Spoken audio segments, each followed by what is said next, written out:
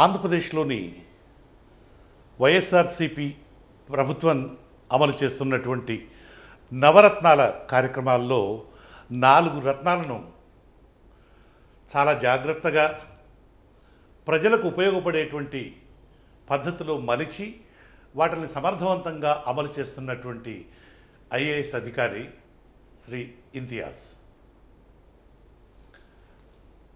ఈ కార్యక్రమాల అమలులో ఆయన సాధించినటువంటి ప్రగతి, తద్వారా ప్రభుత్వానికి కలిగేటువంటి మేలు మొదలైనటువంటి విషయాలన్నింటినీ మనము ఈరోజు ఇంతియాజ్ గారితో చేసేటువంటి ఇంటర్వ్యూలో చూద్దాం. నమస్కారం అండి. నమస్కారం. నమస్తే. సో జగన్మోహన్ రెడ్డి ప్రభుత్వం అమలు చేస్తున్నటువంటి లేదా ప్రకటించినటువంటి నవరత్నాల కార్యక్రమంలో 4 రత్నాలు మీ దగ్గర ఉన్నాయి.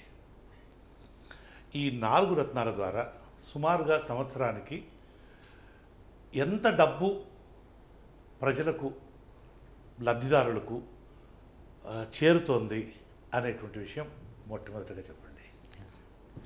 నమస్కారం అండి. మీ ప్రేక్షకులకు కూడా నమస్కారం. ముందుగా మనకు రాష్ట్ర ప్రభుత్వం అమలు చేస్తున్న నవరత్నాల్లో ప్రధానమైన అన్నిటికంటే ముఖ్యమైనది వైఎస్ఆర్ పెన్షన్ కానుక. ఈ వైఎస్ఆర్ పెన్షన్ కానుక మనకు ఈరోజు సుమారు 66 లక్షల మందికి, మనకు 66,34,000 మందికి మనకు ఈ సోషల్ సెక్యూరిటీ పెన్షన్ అనేది ప్రతి నెల అందుతుంది. అలాగే మిగతా 3 మీరు ఏదైతే 4 రత్నాలు చెప్పారో దాంట్లో వైఎస్ఆర్ ఆసరా పథకం ఒకటి, అది చాలా ముఖ్యమైన పథకము. అలాగే వైఎస్ఆర్ చేయూత, చివరిది వైఎస్ఆర్ సున్నా వడ్డీ పథకం. ఈ 4 పథకాలు కూడా ఎస్సీఆర్పి సంస్థ ద్వారా మనకు అమలు చేయబడుతున్నాయి. వీటిలో సుమారు 34,000 ప్రతి సంవత్సరానికి మనకు అందరికీ అందజేయబడతా ఉంది. ఈ వైఎస్ఆర్ పెన్షన్ అనేది మనకు ఓవర్ ఏజ్డ్, మనకు అలాగే విడోస్కు, అలాగే మనకు వితంతువులకు, అలాగే మనకు స్పెషల్లీ ఏబుల్డ్ పర్సన్స్కి, మనకు 40% కంటే ఎక్కువ డిజబిలిటీ ఉన్న వాళ్ళకి, అలాగే మనకు వివిధ కేటగిరీస్, మనకు సింగిల్ ఉమెన్ కేటగిరీ అని ఉన్నారు, మనకు డప్పు కళాకారులు ఉన్నారు, మనకు కాపులర్స్ ఉన్నారు, వీళ్ళందరికీ కూడా. అలాగే హెల్త్ పెన్షన్స్ కూడా ఉన్నాయి. అంటే వయోపరిమితి కూడా ఉంది. వయోపరిమితి 60 దాటిన వాళ్ళకు ఉంది. అలాగే ఇంతకుముందు ప్రభుత్వం 65 వరకు ఉన్నటువంటి వాళ్ళకి అప్లై చేసేవాళ్ళు, దాన్ని 60కి తగ్గించడం జరిగింది. సో సుమారు మనకి ఇప్పుడు 66,34,000కు ఈ నెల 1వ తేదీన 3,000 రూపాయలు మనకు నెలకు అందజేయడం జరిగింది. కొన్ని కేటగిరీల్లో 5,000 ఉన్నాయి, కొన్ని కేటగిరీల్లో 10,000 కూడా ఉన్నాయి, మెడికల్ అండ్ డయాలసిస్ వాటికి. సో ఇది చాలా మనకు మేజర్, అంటే నవరత్నాల్లోకెల్లా ఐ కెన్ సే ప్రతిష్టాత్మకమైంది మనకు వైఎస్ఆర్ పెన్షన్ కానుక. ప్రతి నెల ఈ నెల 1,900 మనకు 50 crores వరకు దీని మీద మనకు ప్రతి నెల మనకు స్పెండ్ అవుతుంది. 21,000 crores ప్రతి సంవత్సరానికి మనకు మా ఖర్చు. ఏ వర్గాల వాళ్ళకి, ఇందాక వయోపరిమితి గురించి చెప్పారు, 60 ఏళ్ళు దాటినటువంటి ప్రతి వాళ్ళకి ఈ పథకం కింద లబ్ధి చేకూర్చేటువంటి ప్రయత్నం చేస్తున్నాం అని అన్నారు కదా. అలాగే సామాజిక వర్గాలు ఉంటాయి కదా, అంటే ఆ వర్గాలలో ఏ వర్గాల వాళ్ళకి ఇస్తున్నారు? అంటే మనకు వీవర్స్ ఉన్నారు, ఫిషర్మెన్ ఉన్నారు, మనకు సోషల్ వెల్ఫేర్ డిపార్ట్మెంట్ నుంచి డప్పు కళాకారులు ఉన్నారు, కాబ్లర్స్ ఉన్నారు, అలాగే మనకు టాడీ ట్యాపర్స్ ఉన్నారు, ఎక్సైజ్ డిపార్ట్మెంట్ వారి దగ్గర నుంచి. వీటితో పాటు మనకు మెడికల్ పెన్షన్స్ ఉన్నాయి. దీంతో పాటు హెచ్ఐవి నుంచి సఫర్ అయ్యే వాళ్ళు ఉన్నారు, సింగిల్ ఉమెన్ ఉన్నారు. సో ట్రైబల్ ఏరియాస్లో 50 సంవత్సరాలు దాటితే మనకు వయోపరిమితి దాటిన వారికి 60కి బదులుగా 50 సంవత్సరాలు. సో ఈ విధంగా చాలా మందికి మనకు సుమారు 66,34,000 మందికి మనకు సోషల్ సెక్యూరిటీ పెన్షన్స్ ప్రతి నెల అందజేయబడుతున్నాయి. సో ఇది ఒక ప్రతిష్టాత్మకమైన కార్యక్రమం నవరత్నాల్లో. దీంతోపాటు వైఎస్ఆర్ ఆసరా అనేది మనకు 78 లక్షల మనకు 84,000 మంది మహిళలకు మరి ఇది అందజేయబడతా ఉంది. దీంట్లో ఈ 6,384 కోట్లు మనకి ఈ 4 విడతల్లో రిలీజ్ చేస్తున్నారు. ఇది వైఎస్ఆర్ ఆసరా అనేది మనకు 11 ఏప్రిల్ 2019 నాడు, అంటే గత జనరల్ ఎలక్షన్స్ రోజు, అది ఆ రోజున ఏదైతే అవుట్ స్టాండింగ్ ఉందో బ్యాంక్స్కి వాటిని అన్నిటినీ 4 విడతల్లో మనకు అందజేయడం అనేది ఈ వైఎస్ఆర్ ఉన్నాయి. వాళ్ళకి ఏదైతే అవుట్ స్టాండింగ్ స్టాండింగ్ ఉందంటే అప్పు బకాయి ఉందో బకాయిల్లో వాటిని మనకు ప్రతి మనకు మహిళకు ఏదైతే సంఘం నుంచి తీసుకున్న వాళ్ళు ఏదైతే ఆ సంఘం ఎన్పిఏలో లేకపోతే దాన్ని ఏదైతే బ్యాంక్స్ సర్టిఫై చేసిన మనకు అవుట్ స్టాండింగ్ ఉంటుందో వాటిని ఆయా సంఘాలకు మనకు పంపించడము, ఆ సంఘాల నుంచి మహిళా సభ్యులకు మనకు సంఘ సభ్యులకు మరి అందజేయడం జరుగుతూ ఉంది. ఇది మనకు 3 విడతలు అయిపోయింది. ఇప్పుడు 4వ విడత మనకు 23వ తేదీన జనవరి 23న మనకు లాంచ్ అవబోతుంది.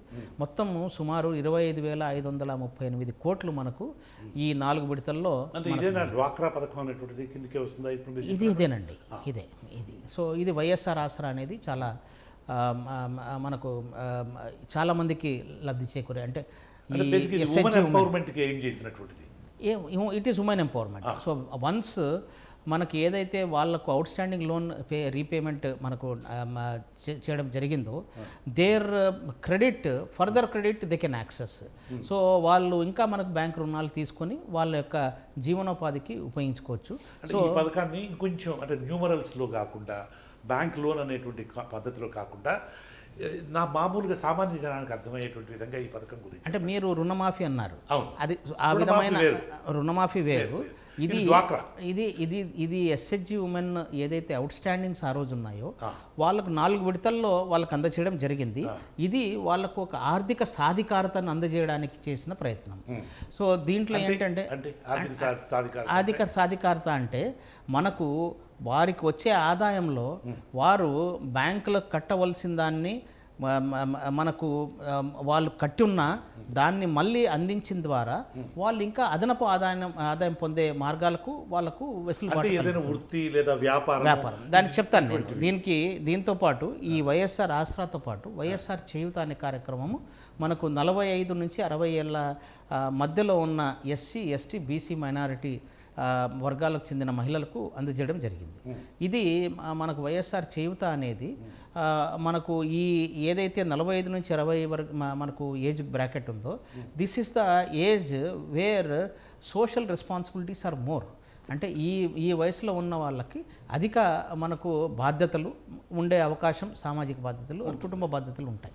సో అటువంటి చదవడము, పిల్లలకు రావడము, చదువులకు రావడము అనేది ఉంటాయి. సో అందుకనే ఆ వర్గాలకు చెందిన ఎస్సీ, ఎస్టీ, బీసీ, మైనారిటీ వర్గాలకు చెందిన అటువంటి మహిళలకు చేయూతనిస్తూ ఆర్థికంగా మనకు 18,750 రూపాయలు ఒక విడతలో వారికి అందజేసి 4 విడతల్లో 75,000 ఇచ్చినప్పుడు ఆ ఏదైతే ఒక విడతలకు వచ్చిన అమౌంట్ని వాళ్ళకు ఖచ్చితంగా ఆ మహిళకు 4 విడతల్లో 75,000 వస్తుంది. కాబట్టి బ్యాంకుకు అనుసంధానం చేసి బ్యాంకు నుంచి మనకు మినిమం ఆ రిమైనింగ్ 75,000 కంటే తక్కువ అది బ్యాంకు రుణం అందించి వాళ్ళు ఏదైనా ఒక యాక్టివిటీ చేపడితే బాగుంటుంది అనే ఉద్దేశంతో అందజేయబడిన కార్యక్రమం. సో ఈ వైఎస్ఆర్ చేయూత కింద మనకు ఇప్పుడు సుమారు ఈ సంవత్సరం 3 విడతలు అయిపోయింది. ప్రతి సంవత్సరం కూడా 4,500 నుంచి 4,000-7,000 వరకు మనకు ఒక సంవత్సరం 24 లక్షల మంది ఫస్ట్ విడతలు వచ్చారు, తర్వాత 25 లక్షలు, తర్వాత 26 లక్షల మంది లబ్ధిదారులు. ఈ సంవత్సరం కూడా 26 లక్షల మనకు లబ్ధిదారులు ఉన్నారు. అది చెప్తాను. సో ఇప్పుడు ఈ వైఎస్ఆర్ ఆసరాలో కూడా మనము ఎక్కువ అమౌంట్, వైఎస్ఆర్ చేయూతలో కూడా మంచి అమౌంట్ మనకు వాళ్ళకు వస్తుంది. కాబట్టి వీళ్ళ లబ్ధిదారులలో మనకు వాళ్ళ దగ్గర నుంచి ఒక ఆప్షన్ తీసుకొని, అంటే మీరు ఏం లైవ్లీహుడ్ యాక్టివిటీ చేపడతారు, మీరు రిటైల్ యాక్టివిటీ చేస్తారా, మీరు టెక్స్టైల్స్ పెట్టుకుంటారా, లేదా మీరు మనకు లైవ్ స్టాక్ తీసుకుంటారా, అంటే పాడి పశువులు కానివ్వండి, అలాగే మీరు ఇంకా ఏదైనా యాక్టివిటీ మీరు టిఫిన్ సెంటర్ పెట్టుకుంటారా, లేదా మీరు మనకు హ్యాండీక్రాఫ్ట్స్ తయారు చేయడానికి తీసుకుంటారా, మీరు ఏదైతే ఫుడ్ ప్రాసెసింగ్ యూనిట్స్లో చాలామంది మహిళలు, లక్షలాది మంది మహిళలు పికిల్స్ తయారు చేయడం కానీ, పాపడ్స్ చేయడం కానీ, స్వీట్స్ తయారు చేయడం కానీ, పూతరేకులు తయారు చేయడం కానీ, వీటన్నిటిలోనూ వాళ్ళ శక్తి సామర్థ్యాలు, వాళ్ళ ఆసక్తిని బట్టి మనకు చాలామంది మహిళలు మనకు ఆసక్తి చూపిన దాన్ని బట్టి అవి వాళ్లకు కల్పించడం జరుగుతూ ఉంది. దీంతోపాటు బ్యాక్యార్డ్ పౌల్ట్రీ అని ఇట్లాంటివన్నీ యాక్టివిటీస్లో మనం వీటిల్లో ఇతిహాస్ గారు, వీటిల్లో చాలా ప్రధానమైన ఇబ్బంది ఎక్కడ వస్తుందంటే బ్యాంక్ సెక్యూరిటీ అడుగుతుంటారు. వాళ్ళు అసలే చాలా ఆర్థికంగా చితికిపోయినటువంటి స్థితిలో ఉంటారు. ఏ రకమైనటువంటి బ్యాంక్ సెక్యూరిటీ ఇవ్వలేనటువంటి స్థితిలో ఉంటారు. మరి అటువంటి పరిస్థితుల్లో అది దీనికి ఏంటంటే ఈ 3 పథకాలతో పాటు 4వ పథకం వైఎస్ఆర్ సున్నా వడ్డీ అనేది ఎక్కడైతే ఇంట్రెస్ట్ సబ్వెన్షన్ అంటే 3 లక్షల వరకు మనకు బ్యాంక్ లోన్ తీసుకున్న మహిళలకు వారు సరైన రీతిలో చెల్లించడం రెగ్యులర్గా చేస్తున్నప్పుడు ఆ ఇంట్రెస్ట్ సబ్వెన్షన్ అంటే ఆ ఇంట్రెస్ట్ని కూడా ప్రభుత్వం చెల్లిస్తుంది. వాళ్ళు బ్యాంక్ కట్టుకుంటారు, వాళ్ళు చెల్లిస్తారు బ్యాంకుకి. చెల్లించిన తర్వాత మేము చెల్లించామని చూపించిన దాన్ని గవర్నమెంట్ ఇస్తుంది. ఇది ఎందుకంటే దీంతో ఆర్థిక క్రమశిక్షణ అనేది పెరుగుతుంది, physical discipline. So these are the major 4 schemes. Now coming to your main point, దీని ద్వారా ఏంటి మీరు సాధిస్తున్నారు అనేది. ఇక్కడ ఎస్సీఆర్పి సంస్థ ఈ పేదరిక నిర్మూలన సంస్థ. సో మనము ఈ 75 years అయిపోయిన స్వాతంత్రం దాటిన తర్వాత కూడా ఇంకా పేదరిక నిర్మూలన గురించి మాట్లాడుతున్నారంటే ఖచ్చితంగా దేశం ప్రగతి సాధించింది, రాష్ట్రం ప్రగతి సాధించింది, కానీ ఇంకా కొన్ని వర్గాల్లో మనకు పేదరికం ఉంది. సో ఆ పేదరిక నిర్మూలన కోసం ముఖ్యంగా మనకు గ్రామీణ ప్రాంతాల్లో నిర్మూలన కోసం ఏవైతే కార్యక్రమాలు చేపట్టాలో రూరల్ లైవ్లీహుడ్ మిషన్, మామూలుగా ఎస్సీఆర్పిని అన్ని రాష్ట్రాల్లో స్టేట్ రూరల్ లైవ్లీహుడ్ మిషన్ అంటారు. ఇక్కడ మటుకు మనం ఎస్సీఆర్పి అనే ఒక పదం పేదరికాన్ని టార్గెట్ చేయాలని దాంతో 2 దశాబ్దాల క్రితం ఏర్పాటు చేసిన సంస్థ ఇది. దీంట్లో ఆంధ్రప్రదేశ్ వారు మంచి కమ్యూనిటైజేషన్ అంటే ఈ ఇన్స్టిట్యూషన్ బిల్డింగ్ అనేది అంటే మహిళలకు పొదుపు యొక్క శక్తి మనకు నిరూపిస్తూ వాళ్లకు ఆ సంఘాలను ఏర్పాటు చేయడం జరిగింది. ఈరోజు 84 లక్షల మంది మహిళలు, 87 లక్షల మంది మహిళలు ఉన్నారు. 8.47 ఆర్గనైజ్ 8.47 lakhs గ్రూప్స్గా ఉన్నారు. సో ఆ సంఘటిత శక్తిని వాళ్ళు రియలైజ్ చేశారు, పొదుపు యొక్క శక్తిని రియలైజ్ చేశారు. సో దీంతో మనకు వీళ్ళందరూ కూడా మనకు ఒక మంచి ఆర్థికంగా సామాజికంగా నిలబడుతున్నారు. ఈ 2 దశాబ్దాల్లో మనం ఏదైతే ఇన్స్టిట్యూషన్ బిల్డింగ్ చేయగలిగామో దానికి ఫర్దర్గా ఈ లాస్ట్ 2-3 years నుంచి ఎక్కువగా జీవనోపాధుల మీద మనకు యాక్టివిటీస్ మీద దృష్టి పెట్టి లైవ్లీవుడ్ యాక్టివిటీస్ ఎక్కువగా క్రియేట్ చేస్తున్నాం. సో మనకు ఇక్కడ చాలామంది ఎస్సీఆర్పిలో పెద్ద మనకు మంచి లెజెండరీ ఐఏఎస్ ఆఫీసర్స్ మనకు కొప్పులరాజు గారు కానివ్వండి, విజయ్ కుమార్ గారు కానివ్వండి, ఇప్పుడు మనకు రాజశేఖర్ గారు ఉన్నారు, ఇప్పుడు మన స్పెషల్ కొన్ని రోజులు ఆయన చేశారు. సో వీళ్ళందరూ కూడా చేశారు. వీళ్ళందరూ కూడా చక్కగా మనకు చాలా ఇన్స్టిట్యూషన్ బిల్డింగ్ యాక్టివిటీస్ వాళ్ళందరినీ సంఘటితం చేయడం అనే దాని మీద చేశారు. ఇప్పుడు మనకు మీరు చెప్పారు ఏ విధంగా మనకు వీళ్ళకు లోన్ దొరకదు కదా అనే పాయింట్ మీద వచ్చింది గ్యారంటీ. దీనికి ఏంటంటే ఇంతకుముందు ఒక 15-20 సంవత్సరాల క్రితము బ్యాంకులు లోన్స్ ఇవ్వాలంటే వీళ్ళు సుముఖంగా ఉండేవాళ్ళు కాదు. సో వీళ్ళలో ఎక్కువగా ఉండేవి కాదు. తర్వాత మైక్రో ఫైనాన్స్ ఎక్కువ వచ్చాయి. సో దాన్ని అరికట్టడానికి మనకు ప్రభుత్వ ఫైనాన్స్ అనేటువంటి జలగ సంస్థలు వాటిని ప్రభుత్వం అరికట్టి వీళ్ళనే ఎక్కువగా మనకు ఈ ఇన్స్టిట్యూషన్ బిల్డింగ్ చేసినందువల్ల మైక్రో ఫైనాన్స్ ఇన్స్టిట్యూషన్లు పోయి ఈరోజు బ్యాంక్ లింకేజ్ సుమారు 30,000 కోట్లు మనకు గ్రామీణ మనకు పట్టణ ప్రాంతాల్లో ఈ మహిళలు లోన్ తీసుకుంటున్నారు. ఈ రోజు మీరు ఆంధ్రప్రదేశ్లో 30,000 కోట్లు ఈ దీంట్లో ప్రాంతాలలోని మహిళలు గ్రామీణ పట్టణ ప్రాంతాల్లో మహిళలు 30,000 కోట్లను తీసుకోవడం, రుణాలు పొంది మీకు రీపేమెంట్ పర్సంటేజ్ 99.6% ఉంది, which is one of the highest in the country. Wonderful. దీన్ని ఏ విధంగా అచీవ్ చేయగలిగారంటే వీళ్ళు దే ఆర్ ఫిజికల్ డిసిప్లిన్ అనేది, ఆర్థిక క్రమశిక్షణ అనేది దానికి అలవాటు పడ్డారు. మీరు పాయింట్ బాగా చెప్పారు. వాళ్ళు వడ్డీ కడితే చూపిస్తే ఆ తర్వాతనే వాళ్ళకి తప్ప ఈ రుణమాఫీ లాగా మొదలే. సో దీంట్లో ఈ రియలైజింగ్ ద రీపేమెంట్ ఈ విధంగా రీపే చేస్తున్నారు కాబట్టి ఎన్పిఎస్ తగ్గిపోయాయి కాబట్టి ఆర్బీఐ 2021లో ఆగస్టు సంవత్సరంలో ఒక మాస్టర్ సర్క్యులర్ దేశమంతటా ఇచ్చి మనకు మహిళా గ్రూపులకు ఈచ్ గ్రూప్కి 20 లక్షల రూపాయలు without any collateral, without any security ఇవ్వండి. 20 లక్షల రూపాయలు ఒక గ్రూప్కి ఇవ్వండి అని చెప్పేసి అన్ని banks without any security, without any collateral, without any security, without any mortgage, ఏది లేకుండా, ఈ without insisting on any deposit. ఈ గ్రూప్ యొక్క సభ్యుల సంఖ్య మన దగ్గర యావరేజ్గా 10 మంది ఉన్నారు. 10 మంది. సో సుమారు ప్రతి ఉమెన్ గ్రామీణ లేదా పట్టణ ప్రాంతాలలోని మహిళలు కనుక ఆర్గనైజ్ అయితే వాళ్ళు వడ్డీ లేకుండా 20 లక్షల రూపాయల పెట్టుబడి మొత్తాన్ని సాయంగా పొందవచ్చు. ఎటువంటి ఇబ్బందులు లేకుండా. సో ఇది మనకు చాలా చక్కగా ఈ 2021 నుంచి వచ్చింది. ఈరోజు యావరేజ్గా మన మన రాష్ట్రంలో చాలా చోట్ల 15 లక్షలు బ్యాంక్స్ ఈజీగా ఇస్తున్నారు ప్రతి గ్రూప్కి. అలాగే మళ్ళీ నెక్స్ట్ ఇయర్ జూలై 2022లో మనకు ఆర్బీఐ ఇంకో సర్కులర్ ఇచ్చి ప్రతి మహిళకు ఈచ్ ఎస్హెచ్జి మహిళ సింగిల్ ఒక ఉమెన్కి మెంబర్కి మనకు 10 లక్షల వరకు వితౌట్ ఎనీ కండిషన్స్ కొలాటరల్ ఇవ్వచ్చు, ప్రొవైడెడ్ షీ హ్యాస్ మనకు దేనికి ఉపయోగిస్తున్నాననేది పర్పస్ని మీనింగ్ఫుల్గా చెప్తే, అంటే ఒక డిపిఆర్ లాగా తయారు చేసి నేను ఈ 10 లక్షలు ఫలానా యాక్టివిటీ కోసం ఒక ప్రాజెక్ట్ చేస్తే వితౌట్ ఎనీ కొలాటరల్ అని పెట్టారు. సెక్యూరిటీ. సో ఇప్పుడు ఒక గవర్నమెంట్ ఎంప్లాయీ కూడా మనకు వెళ్ళి ఒక 5 లక్షల రూపాయలు లోన్ కావాలంటే బ్యాంకు వెళ్ళేసి నీ శాలరీ సర్టిఫికేట్ తీసుకుంటారా, నీ ఫలానా తీసుకుని రమ్మని, ఇంకొక వ్యక్తి వ్యాపారవేత్త వెళ్తే మీ యొక్క ఐటీ రిటర్న్స్, మీ యొక్క ఫలానా ప్రాపర్టీ డీటెయిల్స్ అడుగుతుంది. కానీ ఎస్హెచ్జి మహిళ వెళ్ళేసి నేను ఒక ప్రాసెసింగ్ యూనిట్ పెట్టుకుందాం అనుకుంటాను, dry fish processing unit, self help group అంటే స్వయం సహాయక సంఘ.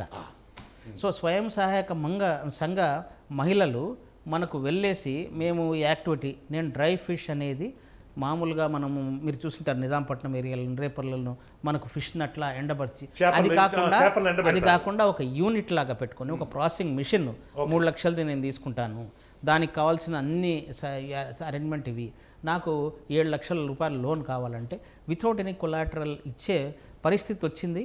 గత సంవత్సరం నుంచి అలాంటి ఉమెన్ ఎంటర్ప్రెనర్స్ మేము చాలామందిని డెవలప్ చేశాము. చాలామంది విజయగాథలు చాలా ఉన్నాయి.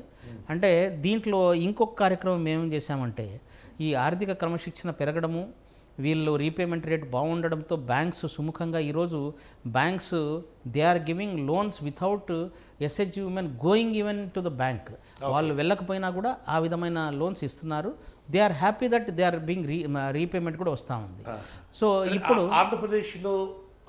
దేశంలోని ఇతర రాష్ట్రాలతో పోలిస్తే మన ఆంధ్రప్రదేశ్ పొజిషన్ ఎలా ఉంది? ఆంధ్రప్రదేశ్ నంబర్ 1గా ఉంది.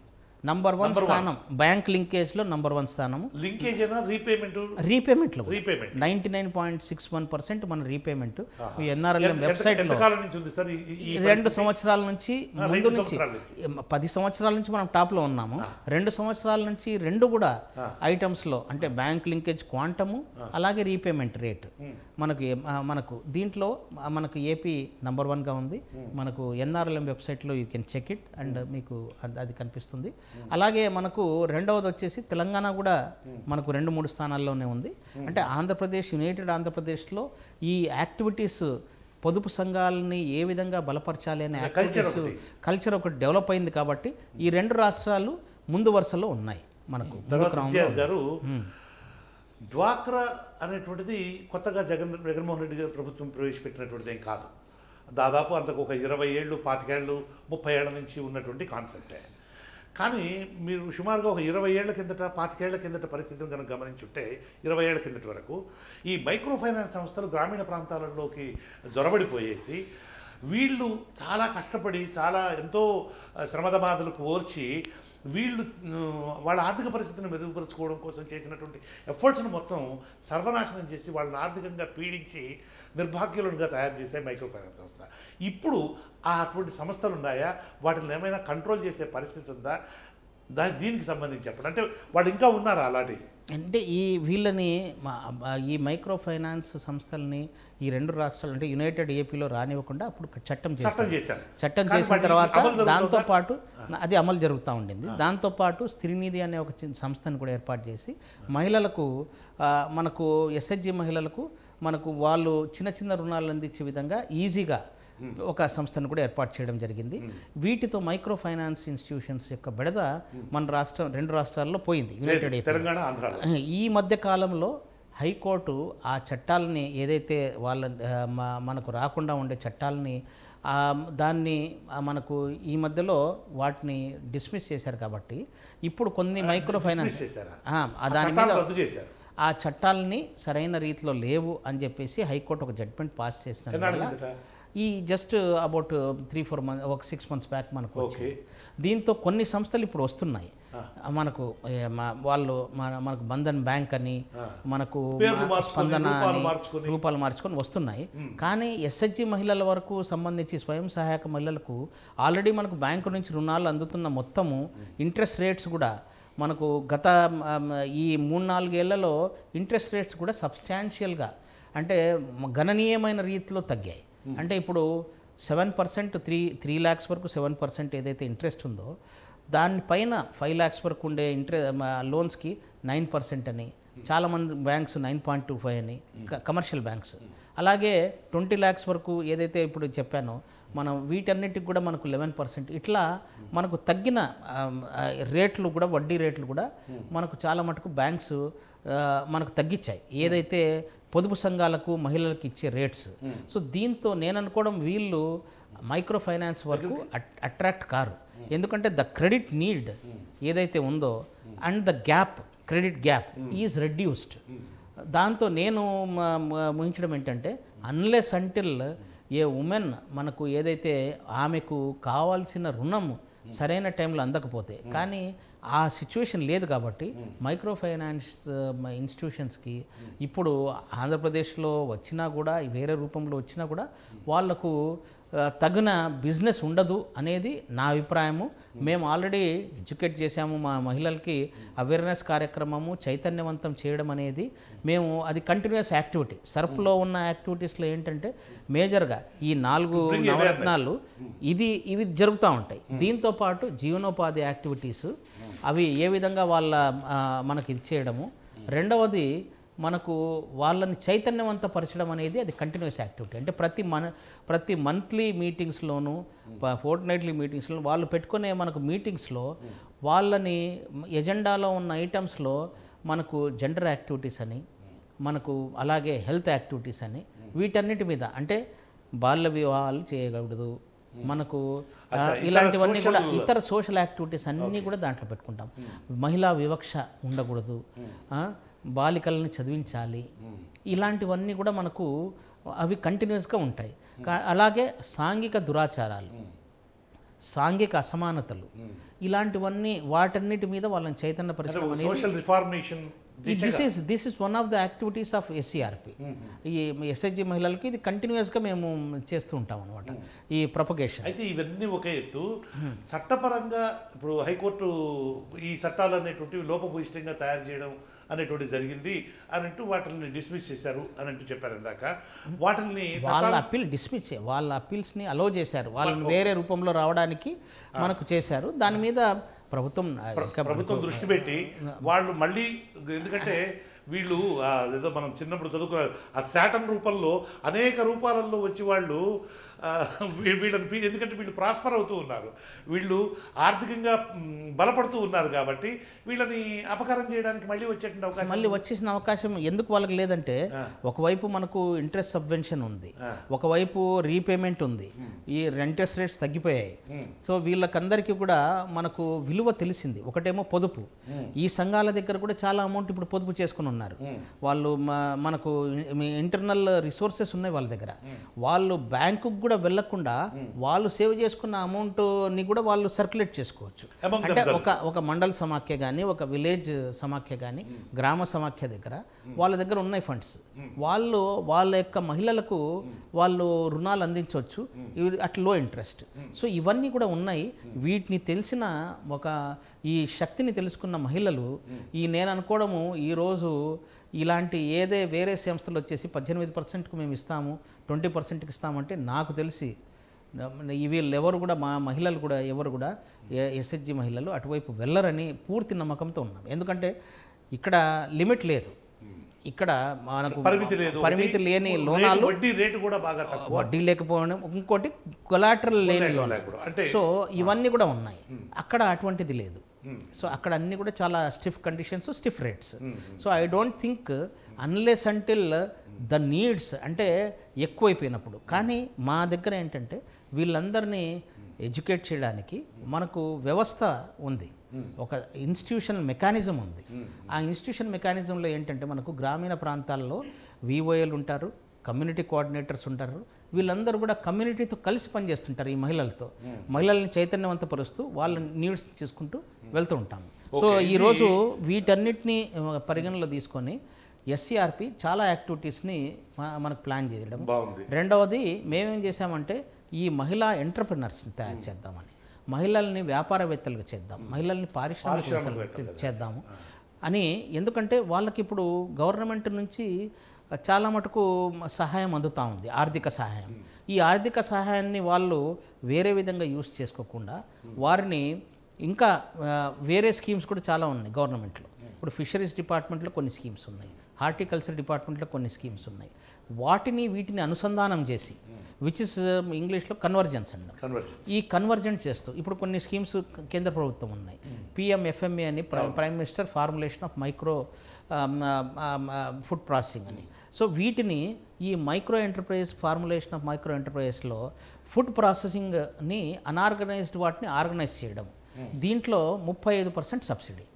సో 35% దాని నుంచి లబ్ధి పొందడము, బ్యాంకు లోన్ రావడము, వీళ్ళు ఆల్రెడీ చేస్తున్న యాక్టివిటీని ఆర్గనైజ్ చేయడంలో ఈ విధంగా చాలామంది మహిళల్ని ఉత్తేజం, వాళ్ళని ఎంకరేజ్ చేసి ఈ PMFMEలో ఈ ఇంప్లిమెంటేషన్లో ఆంధ్రప్రదేశ్ లాస్ట్ 2 సంవత్సరాలుగా నంబర్ 1 పొజిషన్లో ఉంది. అంటే 10,000 మంది ప్రతి సంవత్సరం మహిళల్ని PMFME కింద లోన్స్ ఇప్పించి వాళ్ళు చేస్తున్న ప్రోడక్ట్స్ని FSSAI లైసెన్స్ ఇప్పించి. ఎందుకంటే ఈరోజు చాలామంది పిల్లలు చదువుకుని అమెరికాకి వెళ్ళిపోతారు, కానీ మా అమ్మాయి అమెరికాలో ఉంది, అక్కడికి నేను పికిల్ పంపించాలంటే నేను తినే పికిల్ మా SHG మహిళలు తయారు చేసిన పికిలే, చాలా టేస్టీగా ఉంటుంది, కానీ దాన్ని పంపించడానికి దాని మీద సర్టిఫికేట్ లేకపోతే, లైసెన్స్ లేకపోతే నేను మళ్ళీ అట్లాంటిది ఉన్నది కొనుక్కొని Dabur or something I have to send to my child in abroad. అలా కాకుండా మహిళలు తయారు చేసే వాటిని ఒక క్వాలిటీ ప్యాకింగ్ చేసి, అట్రాక్టివ్ ప్యాకింగ్, దాన్ని FSSAI లైసెన్స్తో ఇప్పించి వాటిని మనకు పంపించగలిగితే మనకు వీళ్ళ మార్కెట్ పెరుగుతుంది. ఆ విధమైన ఎఫర్ట్ చేశాం. ఇప్పుడు ఈ రకమైనటువంటి యాక్టివిటీస్లో మొత్తం ఇప్పటి వరకు యాజ్ ఆన్ టుడే ఎంతమంది మహిళలు బెనిఫిట్ పొందుతారు? అంటే ఇప్పుడు PM ఎంప్లాయ్మెంట్ గ్యారెంటీ స్కీమ్ అని, PMEGP అని, దాంట్లో మొత్తం అంటే మనకు SHG మహిళల్లో మనకు సుమారు మనకు ఈ వైఎస్ఆర్ చేయూత ఆసరా కింద సుమారు మనకు ఈ రోజుకు మనకు 10 లక్షల కంటే ఎక్కువ పైబడిన మహిళల్ని వివిధ రంగాల్లో జీవనోపాధులు కల్పించడం జరిగింది. నేను 10 లక్షలు 20 లక్షలు అని చెప్పడం మొత్తం బెనిఫిట్ పొందినటువంటి మహిళల సంఖ్య ఎంత ఉంటుంది అంటే మనకు ఈ ఎస్సీఆర్పి నుంచి బెనిఫిట్ పొందే సంఖ్య 8.47 lakh గ్రూప్స్ ఉన్నారు. 87 లక్షల మంది మనకు మహిళలు స్వయం సహాయక మంది మహిళలు మనకి ఈరోజు రిజిస్టర్డ్ అయి ఉన్నారు మాతో. వాళ్ళందరికీ ఏదో ఒక రూపాయన అంటే ఎస్హెచ్జి మనకి ఇప్పుడు చెప్పినట్టు గ్రూప్ లోన్స్ అందరికీ అందుతున్నాయి.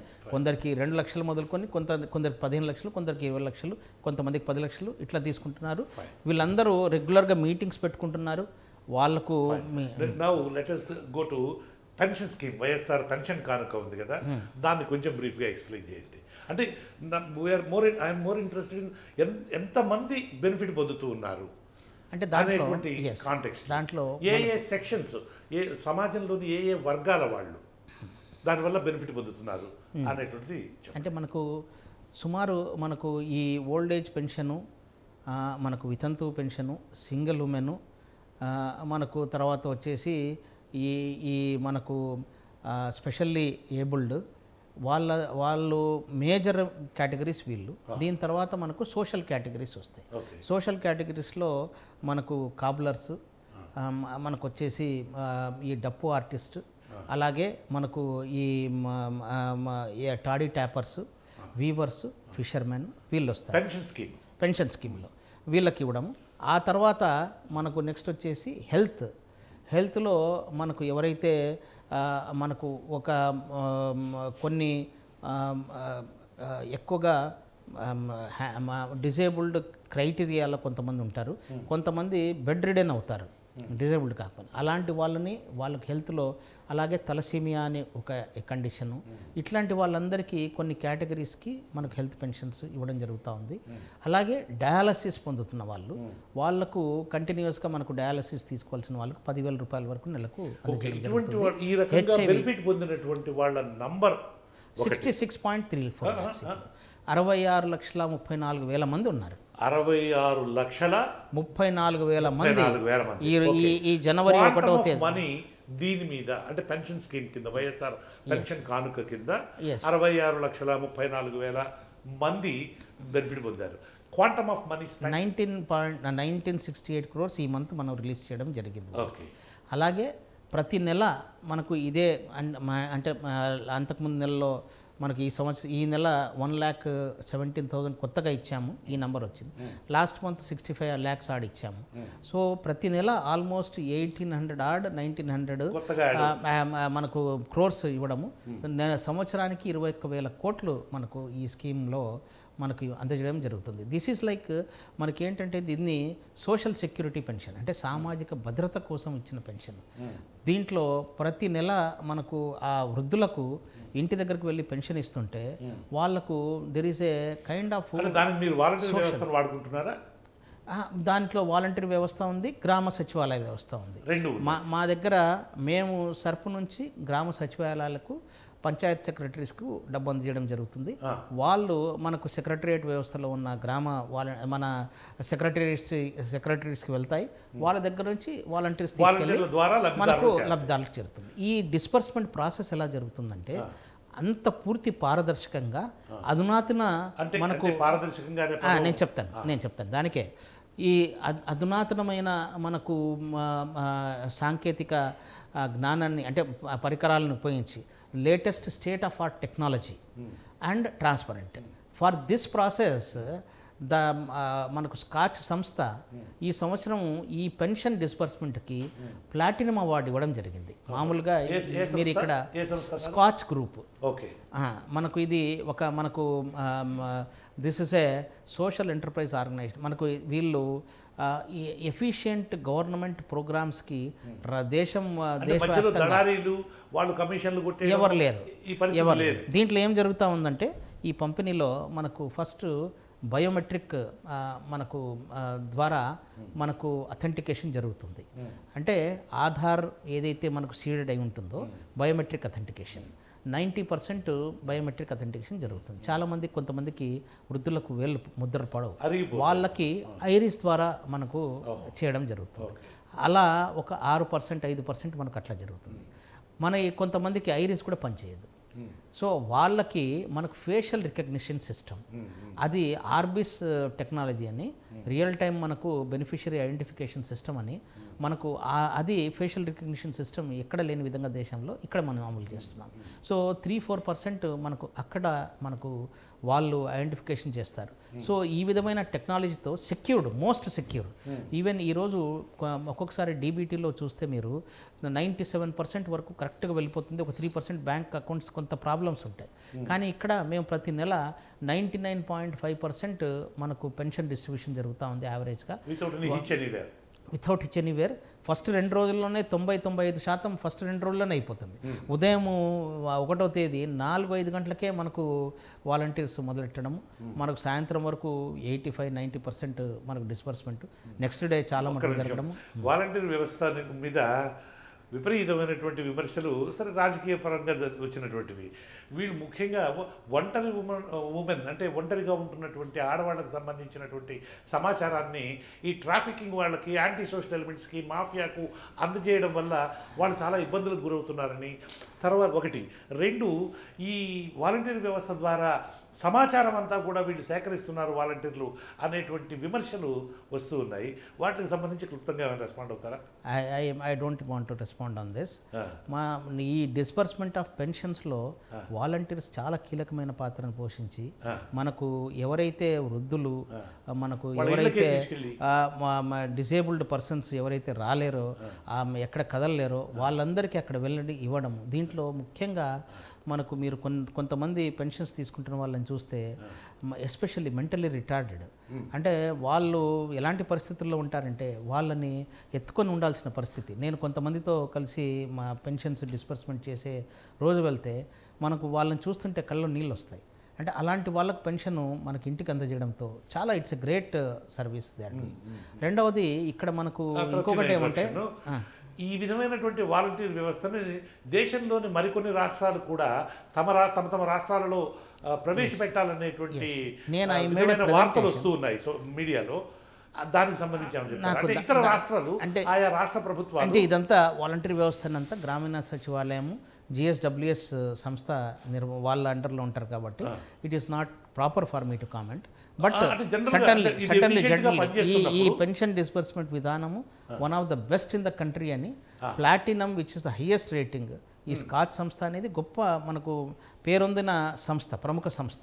మనకు గవర్నమెంట్ పరిధిలో ఇంప్లిమెంట్ అయ్యే వివిధ రాష్ట్రాల్లో మొత్తం మనకు ఉన్న దేశంలో ఉన్న అన్ని రాష్ట్రాల దగ్గర నుంచి వాళ్ళు మనకు ప్రోగ్రామ్స్ తీసుకొని డేటా సేకరించి వాళ్ళని అనలైజ్ చేసి వాళ్ళని ఎవాల్యుయేట్ చేసి జ్యూరిస్ట్ మనకు ఎక్స్పర్ట్స్తో వాళ్ళు రేటింగ్ ఇచ్చి వాళ్ళు అవార్డు ఇస్తున్నారు.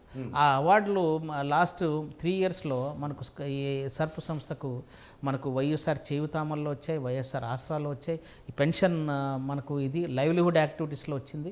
ఈ సంవత్సరం పెన్షన్ డిస్బర్స్మెంట్కి ప్లాటినం రావడం గమనార్హం. అంటే ప్లాటినం అనేది చాలా హయ్యెస్ట్, అది ఏ ప్రోగ్రామ్కి రాలేదు. సో దానికి ఇచ్చారనమాట. నేను ఢిల్లీలో వెళ్ళి రిసీవ్ చేసుకొని దాని మీద ప్రజెంటేషన్ కూడా ఇవ్వడం జరిగింది. తర్వాత జగన్మోహన్ రెడ్డి గారి ప్రభుత్వం అమలు చేస్తున్నటువంటి నవరత్నాలలో 4 మీ దగ్గర ఉన్నాయి, మరొక 5 ఇతర శాఖలు ఇతర అధికారుల పర్యవేక్షణలో ఉన్నాయి. ఏతావాత ఈ పథకాలతోటి, ఈ నవరత్నాల పథకాలతోటి గ్రామీణ వాతావరణంలో ఏ విధమైనటువంటి రెస్పాన్స్ ఉన్నది ప్రజలలో? అంటే మీరు ఒక సీనియర్ IAS ఆఫీసర్గా ఇంతకుముందు ఇంకా దాదాపు 25 ఏళ్ళు మీరు ప్రభుత్వ సర్వీస్లో ఉన్నారు. అంటే జనరల్ మూడ్ అనేటువంటిది ఏ విధంగా ఉన్నది? అంటే ఇంతకుముందే మనం మాట్లాడుకున్నట్టు గ్రామీణ ప్రాంతాల్లో ఒకటి సామాజిక ఆర్థిక సాధికారత సాధించడం. దీంట్లో what is the major change అంటే చాలా మటుకు పథకాల్లో వచ్చిన మనకు దీంతో ప్రజల యొక్క పర్చేసింగ్ పవర్ పెరుగుతుంది. అంటే they consume lot of goods.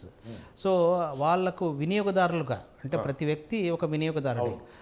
మనకు ఉదయం లేస్తే వీళ్ళు they have to buy their needs. So paste కావాలి, బ్రష్ కావాలి. So their capacity to buy, so purchasing power is increased. So మీరు లాస్ట్ 3-4 years ఏదైతే GST కలెక్షన్స్ చూస్తున్నారో అవన్నీ కూడా పెరిగాయంటే కారణం గ్రామీణ ప్రాంతాల్లో ప్రతి ఒక్కరూ మనకు ఈ విధమైన మనకు సహాయం పొందిన మహిళా సంఘాల యొక్క మహిళల యొక్క ఫ్యామిలీస్ అందరూ కూడా ఒక పర్చేసింగ్ పవర్ కలిగి ఉన్నారని, బయింగ్ వాళ్ళ పవర్ ఉందని చెప్పేసి చెప్పుకోవచ్చు. సో ఈ విధంగా మనకి దీని మూలంగా ఏంటంటే ప్రతి వ్యక్తికి ఒక ఆనందంగా జీవించాలంటే వాళ్ళకు కావాల్సింది ఏంటంటే ఒక మనకు కన్సిస్టెంట్ అంటే సస్టైనబుల్ లైవ్లీహుడ్ కావాలి. అంటే మనకు ఆదాయం రావాలి, రెండవది ఆరోగ్యం బాగుండాలి.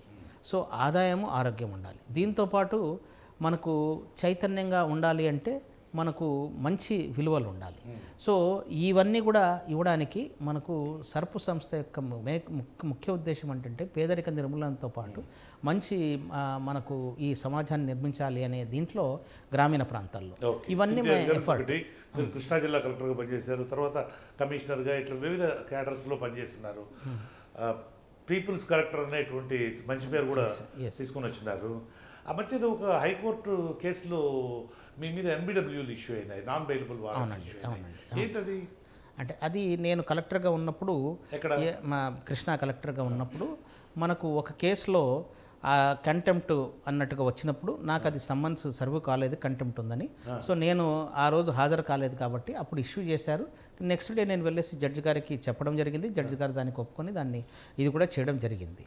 సో ఒక పథకం కింద మనకు ఎందుకు రాలేదని దానికి అక్కడ ఉన్న MPDO వాళ్ళని ఎలిజిబుల్ చేశారు. ఎలిజిబుల్ అయినా అనే దాని మీద ఆ MPDO నేను కలెక్టర్గా ఉండి దాన్ని ఇది చేయలేదనేది వచ్చింది. సో దాని మీద నాకు సమ్మన్స్ రాలేదు, ఎందుకంటే నేను అక్కడి నుంచి కలెక్టర్ నుంచి ట్రాన్స్ఫర్ అయ్యాను. ట్రాన్స్ఫర్ అయినప్పుడు ఆ ప్రాసెస్లో కృష్ణా జిల్లా ఆ ప్రాసెస్లో నాకు రాలేదు. కాబట్టి నేను అదే జడ్జి గారికి చెప్పాను, నాకు సర్వ్ కాలేదండి అని చెప్తే వారు చూశారు, ఎప్పుడు ట్రాన్స్ఫర్ అయింది చూశారు, కానీ ఒక సిస్టమ్ ఉండాలి కదా అని ఆయన చెప్తూ ఆయన ఖచ్చితంగా కరెక్టే, మీకు రాలేదు కాబట్టి దీంట్లో ఎటువంటిది లేదని చేయడం జరిగింది. ఇది సుమారు మీరు మీ గుర్తుకు నేను I really appreciate, because it is already 2 years కంటే ముందు జరిగిన 3 years కింద నేను ట్రాన్స్ఫర్ అయినప్పుడు జరిగిన ఇష్యూ. తర్వాత people say that you are the blue eyed boy of chief minister Jaganmohan Reddy గారు. నో కామెంట్స్ అండి. నేను కాదు అక్కడితో ఆగలేదు. మీకు మిమ్మల్ని రాజకీయాల్లోకి ఇన్వైట్ చేస్తూ మీకు కర్నూలు ఎంపీ సీట్ ఇద్దాము అని అనుకునేటువంటి ప్రయత్నం జరిగింది అనేటువంటిది, మీరు దాన్ని సున్నితంగా తిరస్కరించారు అనేటువంటి. నో కామెంట్స్ అండి. నేను ప్రస్తుతము ఒక ఐఏఎస్ అధికారిగా ఉన్నాను, సర్వీస్లో ఉన్నాను కాబట్టి నేను నాకు ఇంకొక 1.5 year ఉంది, 60 ఏళ్ళ ఇది కాబట్టి లిమిట్ ఉంది కాబట్టి, సో దాని మీద నో కామెంట్స్ అండి. తెలంగాణలో సంక్షేమ పథకాలు తెలంగాణ ప్రభుత్వం కూడా చాలా మొన్నటి వరకు అధికారంలో ఉన్నటువంటి టీఆర్ఎస్ లేదా బీఆర్ఎస్ ప్రభుత్వము అనేటువంటి చాలా సంక్షేమ పథకాలు అమలు చేసింది. కానీ కొన్ని ప్రత్యేకమైన పరిస్థితుల్లో బీఆర్ఎస్ లేదా టీఆర్ఎస్ అనేటువంటి ప్రతిపక్షంలో కూర్చున్న పరిస్థితి, కాంగ్రెస్ అనేటువంటిది అక్కడ అధికారంలోకి వచ్చినటువంటిది. ఇక్కడ సంక్షేమ పథకాలు అనేటువంటివే ఇక్కడి ప్రభుత్వం వైసీపీ ప్రభుత్వం యొక్క ప్రధాన బలంగా కనిపిస్తుంది. అందులో మరీ ముఖ్యంగా నవరత్నాలు అనేటువంటివి ప్రభుత్వ ప్రతిష్టకు సంబంధించినటువంటి అంశాలు అని. ఈ నేపథ్యంలో సంక్షేమ పథకాలు అక్కడ ప్రభుత్వాన్ని కాపాడలేకపోయాయి అని, ఇక్కడ అటువంటి పరిస్థితి ఏమైనా ఉండే అవకాశం కానీ? నో కామెంట్స్ అండి. అంటే సంక్షేమ పథకాల అమలు అనేటువంటిది ప్రభుత్వానికి అండగా ఉండేటువంటి అవకాశం, ఎందుకంటే సాటిస్ఫైడ్ పీపుల్ కనుక ముఖ్యంగా రూరల్ ఏరియాస్లో, ఎందుకంటే మనకు పర్సంటేజ్ ఆఫ్ ఓట్స్ కనుక తీసుకున్నట్లయితే రూరల్లో ఎక్కువ పర్సంటేజ్ ఆఫ్ ఓట్స్ పోల్ అవుతూ ఉంటాయి, వేరే అర్బన్లో బాగా తక్కువ ఉంటుంది. సో అలాంటప్పుడు సాటిస్ఫైడ్ పీపుల్ కనుక ఉండేట్లయితే వాళ్ళు ఆ పథకాలకు ఎవరైతే కారకులు అవుతారో వాళ్ళకు ఓటు చేసేటువంటి పరిస్థితి ఉంటుంది. దాని మీద ఏమైనా? నో కామెంట్స్ అండి. No comment. Yes, thank you. Okay. Imtiaz గారు, మీకు కోవిడ్ సమయంలో మీరు చేసినటువంటి సేవలకు గాను మీరు కేంద్ర ప్రభుత్వం నుంచి అవార్డు తీసుకున్నారు కదా, దానికి సంబంధించి వివరాలు చెప్పండి. కేంద్ర ప్రభుత్వం నుంచి అవార్డు తీసుకోలేదు, కానీ వివిధ సంస్థలు ఎన్జిఓస్ ఇచ్చారు, స్వచ్ఛంద సంస్థలు. కోవిడ్ వారియర్గా మనకు అవార్డు మనకు ఇవ్వడం జరిగింది ఒక సంస్థ, విశ్వగురు ఇంటర్నేషనల్ అని చెప్పేసి.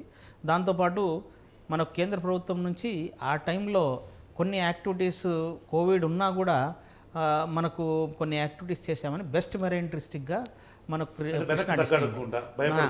అంటే ఎక్కువగా మనకు ఈ ఆక్వాకల్చర్ని అప్పుడు ఇది చేసి ప్రాన్స్ని ఇచ్చేయడం అనే దీంట్లో మనకు ప్రాసెసింగ్ యాక్టివిటీని.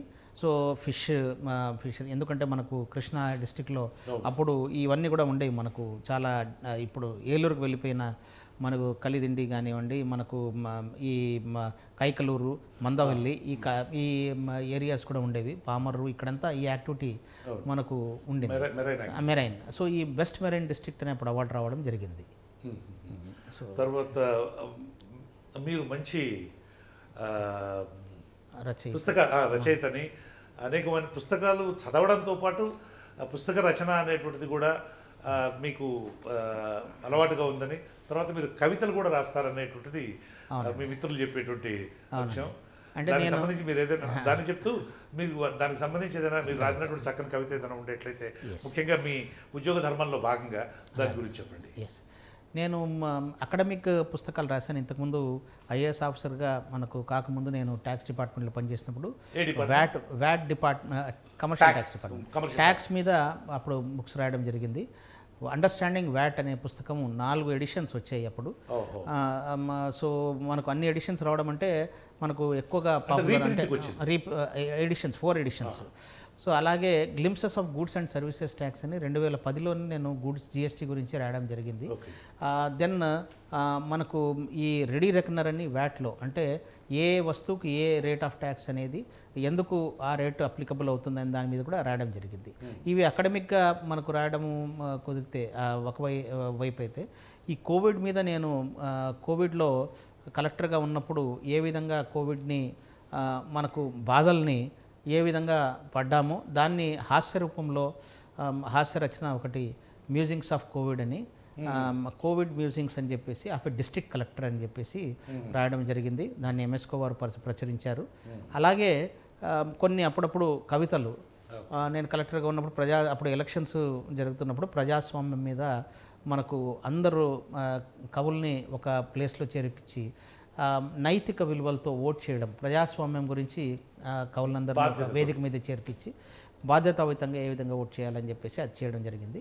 మా ఎస్హెచ్జి మహిళల గురించి అసలు ఎవరి ఎస్హెచ్జి మహిళ అని ఒక కవిత రాయడం జరిగింది. అలాగే కొన్ని కవితలు, ఇప్పుడు శ్రీశ్రీ గారు ఉన్నారు, ఆయన మనకు మహాకవి, కానీ ఆయన ఆ రోజుల్లో రాసినప్పుడు ఏ విధంగా ఉన్నాయి అంటే సంధ్యా సమయం అని చెప్పేసి ఆయన 1939లో ఒక కవిత్వం రాశారు.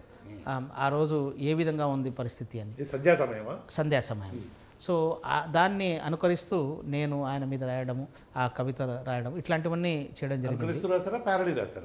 నేనే దాన్ని అనుకరిస్తూ, అంటే అప్పటికి ఇప్పటికీ చాలా కొన్ని విషయాల్లో మారలేదు సమాజం అనేది. అంటే నేను దాన్ని కూడా మీకు చెప్పడం జరుగుతుంది. ముందుగా మనకు ఎవరి ఎస్హెచ్జి మహిళ అనేది కవిత మనకు అంతర్జాతీయ మహిళా దినోత్సవం రోజు మా మహిళలను ఉద్దేశించి రాయడం జరిగింది. మహిళ పొదుపు శక్తిని యావత్ ప్రపంచానికి చాటి చెప్పిన స్త్రీ శక్తి ఈ ఎస్హెచ్జి మహిళ. తోటి మహిళల జీవితాల్లో వెలుగులు నింపే కాంతి ఈ ఎస్హెచ్జి మహిళ. పేదరికం నీడ తన కుటుంబంపై పడనివ్వని గొడుగు ఈ ఎస్హెచ్జి మహిళ. సర్పు సహకారం, బ్యాంక్ రుణం పొంది ఆదాయ వనరులను సృష్టించే యంత్రం ఈ ఎస్హెచ్జి మహిళ. సంఘ నీతితో సామాజిక రీతిని సరిచేయగల సంఘటిత వనిత ఈ ఎస్హెచ్జి మహిళ. ఆరోగ్య భద్రతను, స్త్రీ హక్కులను ఎలుగెత్తి చాటి చెప్పే గాయని ఈ ఎస్హెచ్జి మహిళ. ప్రేమానురాగాలు, కుటుంబ విలువలు తెలిసిన ప్రేమమూర్తి ఈ ఎస్హెచ్జి మహిళ. సర్పు సంస్థతో చేయి కలిపి పేదరిక నిర్మూలన కోసం కంకణం కట్టుకున్న ఝాన్సీ లక్ష్మి ఈ ఎస్హెచ్జి మహిళ.